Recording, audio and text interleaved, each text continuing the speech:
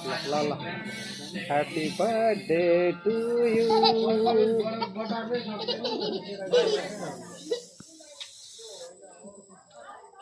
बाबा भेट्नु भयो